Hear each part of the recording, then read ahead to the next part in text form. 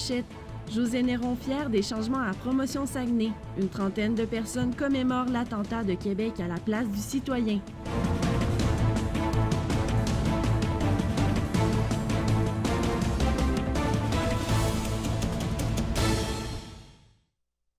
Bonjour et voici votre web journal du mardi 30 janvier 2018. Les changements au sein de Promotion Saguenay ont été au cœur du bilan de la mairesse José Néron à l'aube du 100e jour de son mandat. Elle s'est d'ailleurs dite très fière de l'élan de transparence qu'elle a apporté à la mairie. Devant les membres du cercle de presse ce matin, elle s'est dite consciente des multiples défis qui l'attendent au cours des prochains mois, notamment en ce qui a trait au dossier de la réfection du centre Georges Vézina. Juliette Lefebvre, qu'en pense-t-elle? Elle ne s'est pas trop avancée, à vrai dire, Camille. Elle a qualifié la question de « question qui tue ». Donc, ça démontre que ce sujet-là est traité avec prudence à la mairie.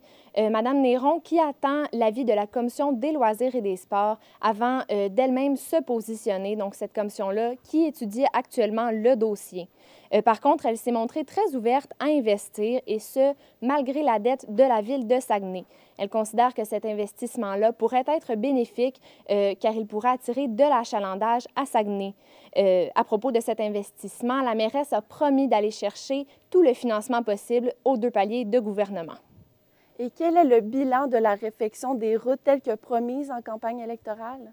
La réfection des routes qui n'a pas débuté, ça commencera au printemps, mais le processus a été enclenché, notamment avec l'analyse des besoins. On écoute Mme Néron là-dessus.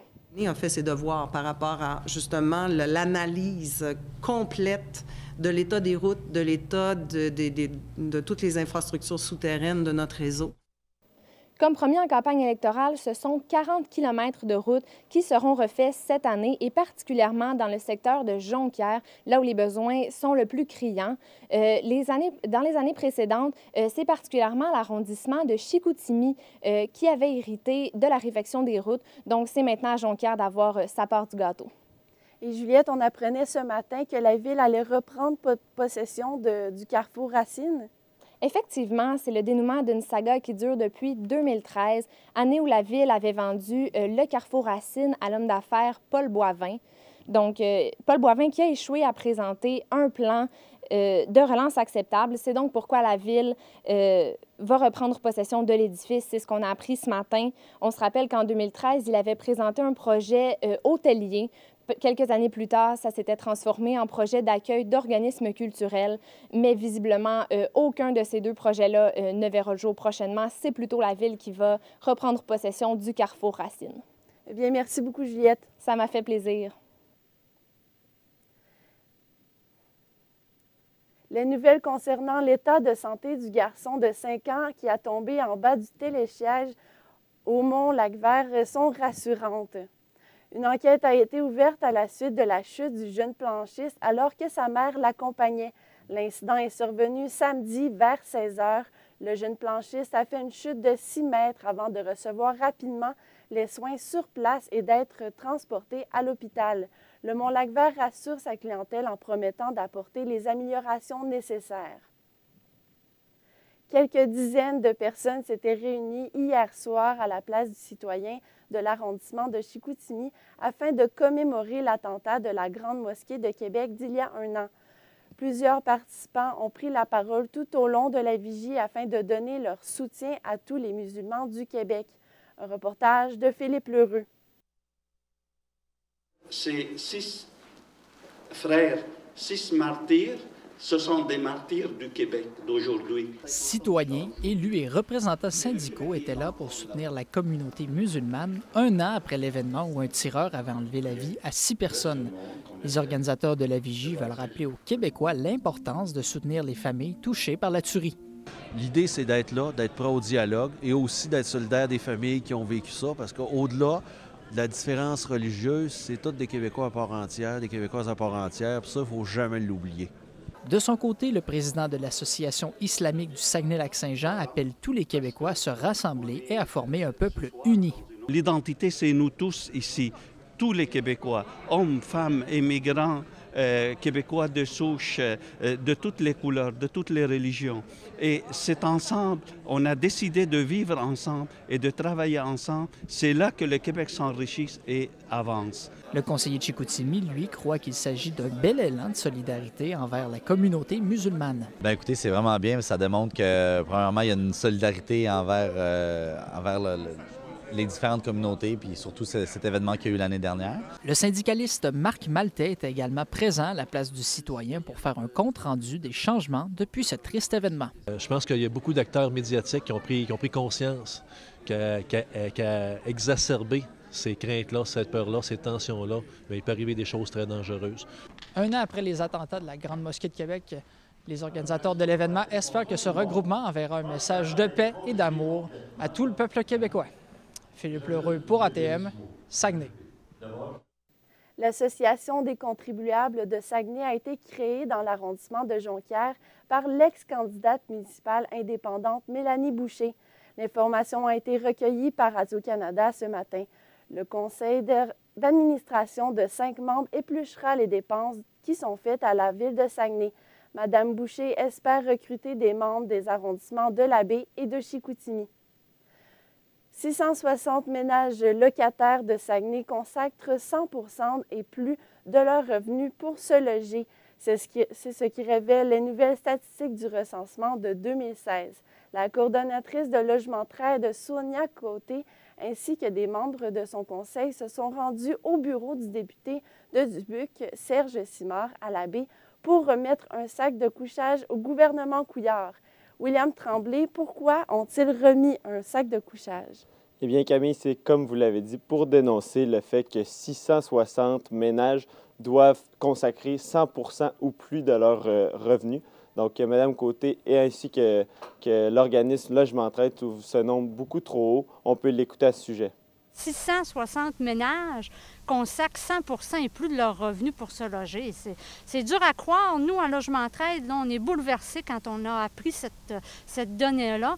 Le mot est très faible. Et Mme Côté a aussi mentionné que si le gouvernement Couillard ne faisait rien pour changer la situation, ce serait de plus en plus de familles, de plus en plus de loyers qui devraient se retrouver à la rue avec tout simplement rien d'autre qu'un sac de couchage. Donc, c'est pour ça qu'ils ont remis un sac de couchage ce matin au gouvernement Couillard. Et comment Sonia Côté réagit-elle face à cette statistique? Eh bien, Mme Côté trouve ça tout simplement inacceptable et inhumain que des familles doivent se retrouver, doivent consacrer un autant gros pourcentage pour payer leur loyer.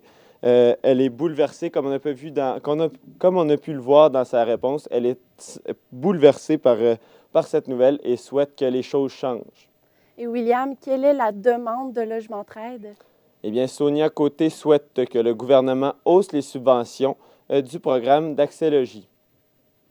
Et dans le prochain budget provincial, c'est ce qu'on demande, là, de bonifier le programme Accès Logis pour donner des subventions qui sont à la hauteur des besoins, c'est-à-dire à la hauteur des coûts de construction. Elle mentionne aussi que depuis 2009, aucune augmentation n'a été faite dans le programme. Donc, selon Mme Côté, c'est encore une fois inacceptable. Et Sonia Côté, est-ce qu'elle utilisera d'autres moyens de pression? Non, mais elle a mentionné que d'autres actions seront faites à Montréal en partenariat avec la FRAPRU dans le cadre des consultations prébudgétaires du gouvernement québécois. Elle espère donc qu'avec ces moyens, le message sera clair et que Philippe Couillard fera changer les choses. Eh bien, merci beaucoup, William. Ça m'a fait plaisir. La rencontre sur la revitalisation de la chapelle Saint-Cyriaque entre la mairesse de Saguenay, Josée Néron, et le réseau des organismes du lac Kenogami, le ROLC, s'est très bien déroulé selon sa présidente Sylvie Brassard. Un comité travaille depuis près d'1 an afin de trouver du financement pour rénover la chapelle. Mon collègue William Larouche s'est entretenu avec la présidente cet après-midi. Bonjour, Mme Brassard. Bonjour. Vous avez rencontré la mairesse plus tôt dans la journée. Qu'est-ce qui en est sorti de cette rencontre? Bon. Alors, oui, le ROLC, le réseau des organismes de lac Kenogami, qui a le mandat de travailler sur le dossier de la chapelle, de la transformation de la chapelle Saint-Cyriaque en salle multifonctionnelle. Pour nous, c'était important de présenter notre dossier à Ville-Saguenay et à Mme Josée Néron, la mairesse. Alors, ce que ça a donné une rencontre très intéressante où tous les fonctionnaires de la ville étaient là. Madame la mairesse, Monsieur le directeur général, les responsables du dossier d'urbanisme. En tout cas, on a été très impressionnés parce qu'on a rencontré les 7 personnes les plus importantes à Ville-Saguenay. Alors, notre dossier est maintenant connu avec tout le comité exécutif et les hauts fonctionnaires.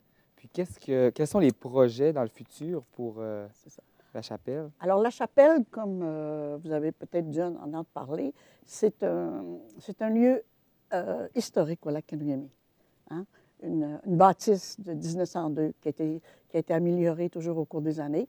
Et maintenant, comme le culte a des difficultés financières, ils ont demandé au comité de citoyens de s'occuper du dossier de la chapelle pour faire une transformation pour qu'elle soit utilisée par plus de monde de la communauté. Alors, nous, on a eu ce mandat-là en mars 2017. Et depuis ce temps, on a effectué toutes les démarches pour monter un dossier avec des professionnels, architectes et ingénieurs, pour voir comment la bâtisse pourrait s'améliorer et comment on pourrait la conserver. Alors, on est rendu là. Est-ce que vous avez une idée des coûts? Oui, alors, les coûts, en fait, ça roule autour de 400 000 OK? 450 000 dépendamment des dates où on fait ça. Pour savoir ça, on a un architecte qui nous a fait un carnet de santé, ça s'appelle comme ça, de la chapelle. Et à l'intérieur de ce carnet, toutes les améliorations, les réparations sont mentionnées. Alors, on a un budget de entre 400 et 425 000 Et nous, on s'engage, la communauté de Lac-Kenouémie, à aller chercher 100 000 dans notre milieu. Et nous demandons à Ville-Saguenay 300 000 pour nous aider, nous soutenir dans notre projet. Pour les rénovations? Pour les rénovations. C'est quel genre de rénovation que vous devez faire? Quelles sont les plus urgentes? Les plus urgentes, il y a une partie du sous-sol qu'il faut arranger parce que ça a déjà été inondé. Alors, il y a une poutre à changer, il y a les fenêtres à changer. Il y a aussi l'amélioration de la salle parce que ça commence à dater. Et il y a les fenêtres, il y a les portes. En tout cas, il y a plein de... Mais surtout qu'on veut faire une salle fonctionnelle. C'est-à-dire que là, on va enlever les bancs qui sont là, les bancs, d'ailleurs, qui vont être en vente. Okay. Et on va mettre des sièges qui s'ajustent, qui peuvent être enlevés, qui peuvent être remis, pour que ça devienne une salle aussi communautaire qui peut être utilisée pour des rencontres, des soirées, des conférences, de la formation. Et il faut que la salle elle soit mobile. Okay. Alors, on va organiser ça dans ce sens-là. Puis aussi pour les concerts de la chapelle. Parce que ça fait 10 ans qu'à la chapelle, on organise des concerts classiques à la chapelle. Et disons que les gens là, commencent à nous demander d'être mieux assis. Pour une salle de Alors, spectacle. pour une salle de concert. Alors, on est là-dessus. Puis, est-ce que vous comptez préserver les objets qui appartiennent au culte? Ah oui. Dans le projet, d'ailleurs, le culte est présent. OK? Alors, on a une partie qui va être consacrée au culte. Parce que c'est important de garder l'histoire de la chapelle. Tu sais, c'est une bâtisse historique qui n'est pas reconnue patrimoniale, mais qui est historique. Et la communauté du Lac-Kenouémie est très fière. Parce que la chapelle, ça représente comme un phare. OK? Alors, c'est la place où tout le monde vont se promener, vont pique-niquer et tout. On organise des fêtes alentour, alors c'est un peu dans ce sens. Ça a vraiment une signification pour les habitants. C'est ça. Oui, puis dans notre mandat cette année, on a une consultante, Mme Isabelle Brochu, qui a fait une consultation auprès de toute la population et de tous les organismes. Alors maintenant, quand on va parler de la chapelle Saint-Cyriaque, on va parler aussi du parc patrimonial de la chapelle Saint-Cyriaque. Okay. Alors, il va y avoir tous des aménagements alentour de la chapelle pour inviter les gens à venir. Ça va être quel type d'aménagement qu'il va y avoir? Bien, c'est beaucoup sur la protection du lac Kenouémie. Alors, c'est toutes les berges, la protection des berges. Et aussi, ça peut être un lieu où les gens qui font du kayak, ou bien durant l'été, ou bien des sports en hiver avec la voile et tout, puis ça peut être un lieu où les gens se rassemblent là pour partir, parce que c'est bien situé. Puis est-ce qu'il va pouvoir quand même avoir des célébrations de mariage? Oui, ça, c'est l'activité principale. OK. Puis ça, c'est important, qu'est-ce que tu abines, parce que quand on a travaillé le dossier, il y a plein de gens qui on a eu beaucoup de feedback des gens qui disaient hey, « Moi, je me suis mariée là, j'ai baptisé mes enfants, il faut que ça reste là. » Alors ça, c'est très important, ça va devenir une des activités. On a même une dame qui est là depuis qu'elle a 82 ans qui nous a dit « Moi, là, quand je vais partir, je veux que tout se passe ici. La cérémonie, la fête et tout l'ensemble de ma famille, je veux qu'elle soit alentour de moi. Elle dit, je veux même être exposée là. Alors, il y a plein de projets là-dedans. Il y a des projets comme ça du culte, mais aussi il y a des projets de concerts, de spectacles, de théâtre, de plein de choses. Puis rapidement, Mme Brassard, pensez-vous que c'est réalisable d'avoir rénové et d'avoir remis sur pied l'Église d'ici 2018, la fin 2018? Ah oui, oui, c'est réalisable. On est prêt? C'est ça qu'on a dit à la municipalité ce matin. Quand ils vont commencer les travaux? Nous, là, les travaux, on attend. Là, on va avoir une réponse d'ici la fin février de Ville-Saguenay. Et aussitôt, tout peut s'enclencher parce qu'il ne faut pas que j'oublie de te dire, on fait une grosse activité bénéfice. Oui. Le 3 mai, il va y avoir un concert bénéfice à la salle Pierrette-Godreau avec Mme Jacinthe Couture. Et on a un objectif de 50 000 $. Alors, la communauté va être prête à s'embarquer pour les rénovations. Bien, super, merci beaucoup, Mme Brassard. Merci beaucoup. C'est en avril prochain qu'un homme de Chicoutimi, Serge Chaillé, recevra son verdict, lui qui s'est fait arrêter en 2016 pour garde et contrôle de son véhicule avec les facultés affaiblies. Il a comparu hier au palais de justice de Chicoutimi. Son fils avait été dans la même situation 1 an plus tôt, un dossier qui avait défrayé les manchettes alors qu'un policier avait été reconnu coupable pour avoir utilisé la force de façon déraisonnable. La défense plaide que le père allait chercher ses cigarettes dans sa voiture et que sa femme avait prévu de le ramener chez lui. Les clés étaient dans le contact au moment de l'arrestation. Un accident est survenu ce matin vers 10h15 sur le boulevard Talbot en raison d'un malaise cardiaque du conducteur. 3 personnes étaient à bord et les passagers n'ont pas été blessés. Le véhicule arrivait du boulevard de l'Université pour traverser le terre-plein et finir sa course sur le terrain du journal Le Quotidien. La 29e campagne annuelle de recrutement de la Société d'histoire du Lac-Saint-Jean se mettra en branle ce jeudi sous le thème « Au cœur d'une région, une famille ». La conseillère en communication au cégep de Chicoutimi, Marie-Hélène Forêt, et son conjoint, le réalisateur Philippe Boilly, ont accepté de soutenir cette campagne. Selon M. Boilly, elle sera une occasion idéale pour ajouter des membres à l'organisme qui en compte déjà 1000. Mon collègue François Gionnet s'est entretenu plus tôt aujourd'hui avec M. Boilly. Philippe Boilly, bonjour. Bonjour. Tout d'abord, pourquoi avez-vous accepté la coprésidence d'honneur de la campagne de financement de la Société d'histoire du Lac-Saint-Jean? Bien, je dirais que, premièrement, c'est un honneur. Je veux dire, moi, la Société d'histoire du Lac-Saint-Jean, c'est un exemple d'organisme impliqué dans sa région. C'est une perle qu'on est chanceux d'avoir au Lac-Saint-Jean. Fait que c'est un grand honneur pour nous autres de participer.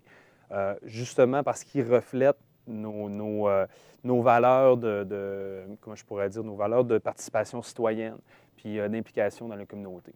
C'est important pour nous en tant que couple puis aussi en tant que famille d'être impliqués dans notre communauté. Et concrètement, en quoi va consister votre rôle de porte-parole durant la campagne de financement? Bien, en fait, nous, on lance la campagne. Il faut dire que de la façon que ça fonctionne, il y a déjà beaucoup de parrains, marraines. On les appelle les parrains, marraines des membres présentement de la campagne. Nous, on vient donner le coup d'envoi. On décolle ça, on essaie d'insuffler un bon vent. On essaie de se mettre le vent dans les voiles pour décoller la campagne. Puis on s'assure du suivi avec les parrains, marraines.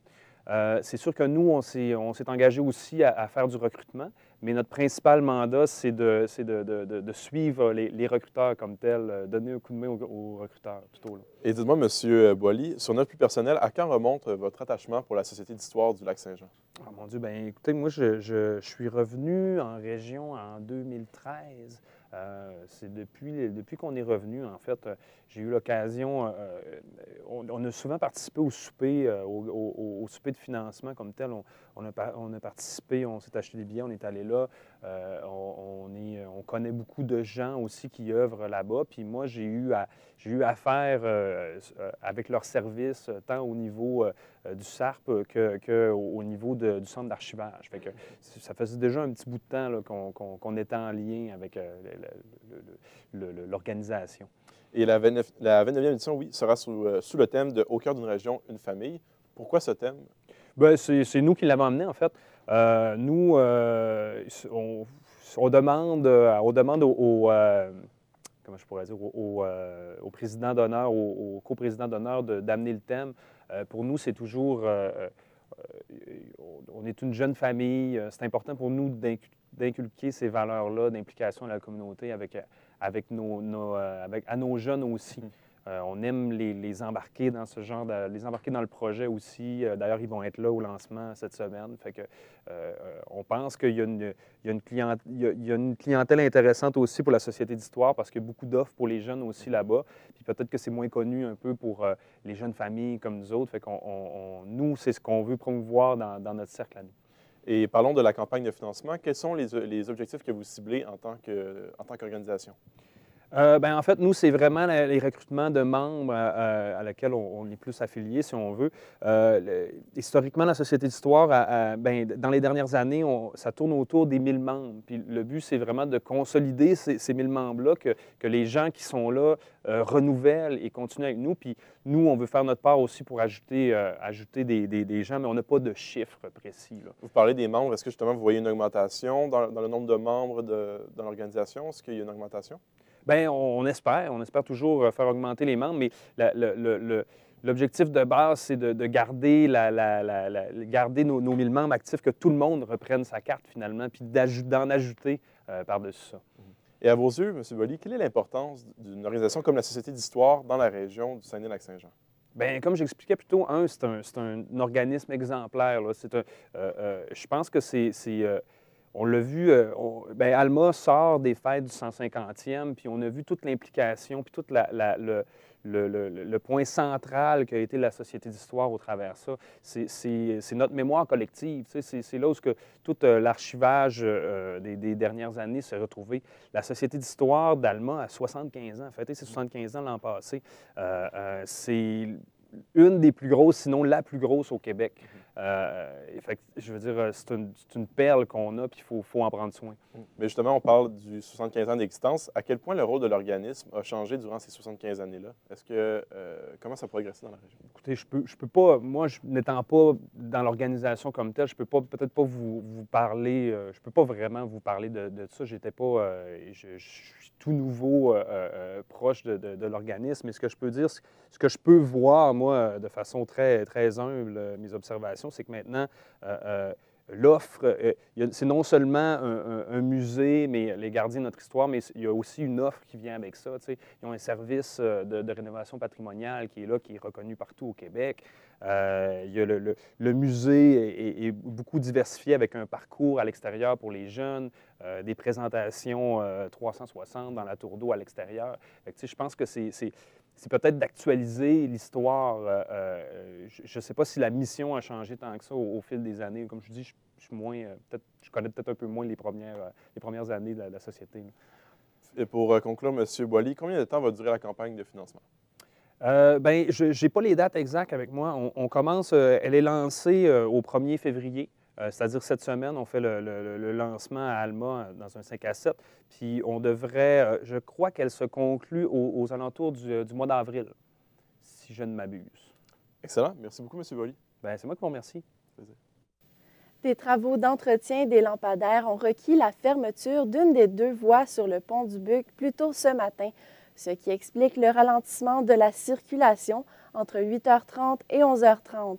Le pont du Buc reçoit une partie des investissements du ministère des Transports avec un plan de 4,6 milliards de dollars étendu de 2017 à 2019.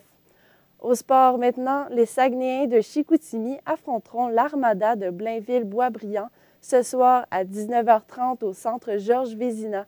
Les visiteurs sont premiers au classement et lors du dernier match entre les 2 formations, l'Armada l'avait emporté 5-4 en prolongation. Côté météo, Vincent Desbiens, ce sera froid dans les prochaines heures. Oui, Camille, ce soir à Saguenay, on prévoit une température de moins 21 degrés avec le refroidissement éolien. Il y aura de faibles chutes de neige sans accumulation au sol. Cette nuit, ce sera plus froid avec un ressenti de moins 29. Pour ce qui est du lac Saint-Jean, un ressenti de moins 22 et un ciel dégagé sont attendus pour ce soir, alors que le froid gagnera du terrain au cours de la nuit pour faire tomber le mercure jusqu'à moins 28. On prévoit un refroidissement pour demain matin, alors qu'il fera moins 30 sous le soleil sur l'ensemble du territoire de Saguenay. Ce sera plus chaud au lac Saint-Jean, alors que l'on prévoit une température de moins 27 au petit matin.